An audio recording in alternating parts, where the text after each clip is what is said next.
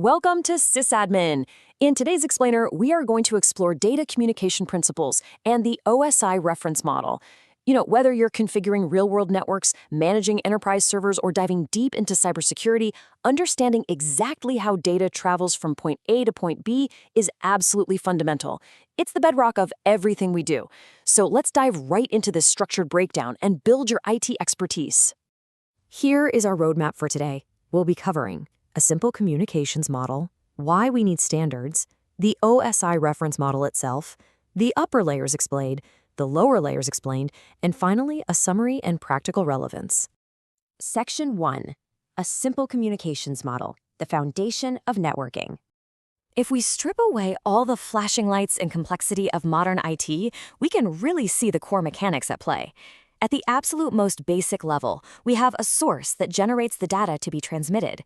A transmitter then steps in and converts that data into a transmittable signal. This signal physically travels across a transmission system, which could be a wired cable or a wireless medium. Finally, a receiver catches and converts that signal back into usable data, and the destination takes that incoming information. Literally, every network interaction boils down to this fundamental flow. And it's pretty awesome to see how that abstract concept translates directly into the real world. Think of a standard workstation acting as the source. It passes data to a modem, which acts as our transmitter. The signal then travels across a public telephone network. That's our transmission system, all the way to another modem on the receiving end. That receiving modem catches the signal, translates it, and hands the data off to a server, which is our final destination. It's the exact same fundamental model, just applied to everyday hardware. Section 2. Why we need standards, solving the compatibility conflict. Imagine going back to a time when different manufacturers developed their own distinct hardware and software products in total isolation. The result? Total incompatibility. The industry faced massive challenges because a computer network's whole purpose is to connect devices so they can share information and services, ultimately forming much larger internetworks. But without consistent standards, a device from manufacturer A simply couldn't speak to a device from manufacturer B. To solve this nightmare, the industry desperately needed consistent reference models, which eventually led to the creation of the OSI model and the Department of Defense, or DoD model. Section 3. The OSI reference model, organized networking. Developed by the International Organization for Standardization, or ISO, the OSI model gave us the very first real framework for sending information consistently across a network. Before this, we had what you could honestly call chaos networking, where checking for errors, sending messages, and handling encryption were all just hopelessly tangled together. But with the structured OSI model, networks are beautifully broken up into manageable, organized pieces. It's a 7-layer model where each specific layer corresponds to a very specific network function. Now, to really master enterprise troubleshooting, you absolutely need to memorize these 7 layers. Here is a classic, beginner-friendly mnemonic to remember them from the bottom up. Please do not throw sausage pizza away. That stands for physical, data link, network, transport, session, presentation, and application. The source material also offers another fun one. Please do not touch Silva's pet Alligator. Whichever one you choose to use, committing the sequence to memory is a must for any system administrator. So why do we rely so heavily on this specific model today?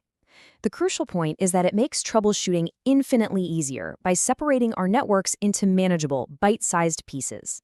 It helps us understand exactly how hardware and software elements function together, and because the functions are so clearly separated, it's actually much easier to adapt to new technologies as they're developed without having to rip out and redesign the entire network architecture from scratch. Section 4. The upper layers explained. The software side.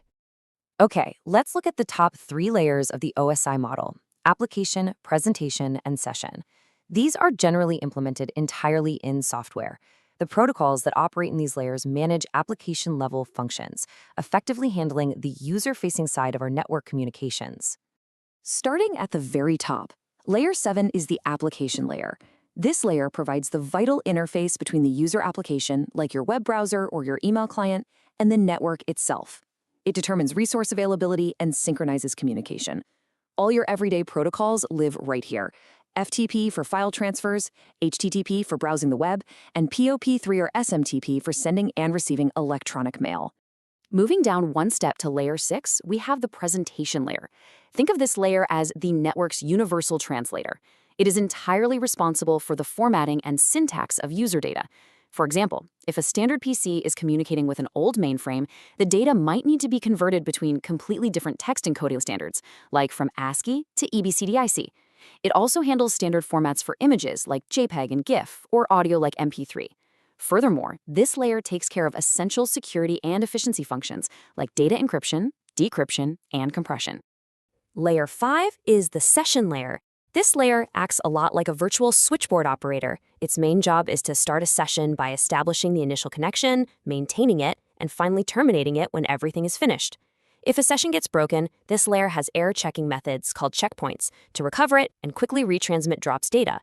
It also decides the communication method, whether that's simplex, which is just one way, half duplex like a walkie-talkie, or full duplex, which is two-way simultaneous communication like a standard phone call.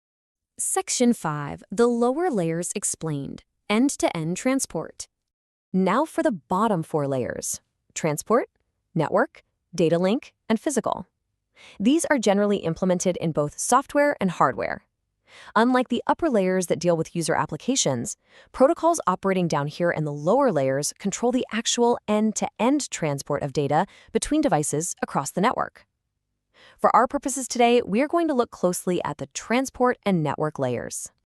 Layer 4, the transport layer, provides that crucial end-to-end communication. It offers 2 main types of communication. First, we have TCP, or Transmission Control Protocol, which is highly connection-oriented.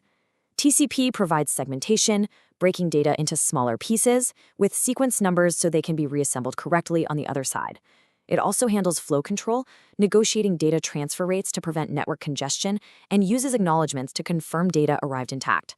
On the other hand, we have UDP, or User Datagram Protocol. This is a connectionless alternative, used when pure speed is prioritized over guaranteed delivery. Moving down to layer 3, we hit the network layer. This layer is responsible for controlling inter-network communication. Its key responsibilities include routing, which means dynamically identifying the absolute best path to the destination, and providing end-to-end logical addressing.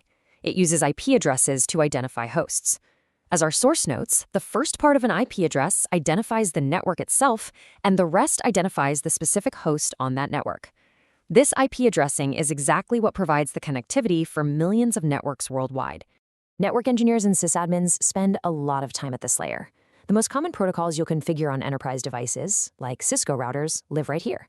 This includes the Internet Protocol itself, both IPv4 and IPv6, as well as legacy protocols like Novell's IPX. You'll also find dynamic routing protocols here, like RIP, Routing Information Protocol, and OSPF, or Open Shortest Path First, which routers constantly use to share path information with each other. Section 6, Summary and Practical Relevance. To give you a great high-level map of where our real-world protocols sit within the OSI framework, let's break it down. When a user complains they can't browse the web, you know you're looking at HTTP at the application layer. If data isn't being acknowledged or is congesting the network, you're looking at TCP at the transport layer. And if traffic just isn't routing to a completely different office, you're checking IP, OSPF, or RIP, right there at the network layer. So, what are the key practical takeaways you should bring to your servers and enterprise environments? First, hardware and software must follow these standard rules to successfully communicate. Second, and most importantly, this layered approach allows you to isolate network failures incredibly quickly. By understanding that the application layer handles the software interface, while the transport and network layers handle the logical routing and delivery, you can diagnose complex issues with precision rather than just guessing. Let me leave you with this final thought. Which layer of the OSI model will you check first the next time your network connection drops? Will you start all the way down at the physical layer, checking the cable, or start up at the application layer, checking the browser? Understanding this framework is honestly the ultimate tool in your diagnostic arsenal. If you found this helpful, subscribe to SysAdmin Academy and continue building your IT expertise.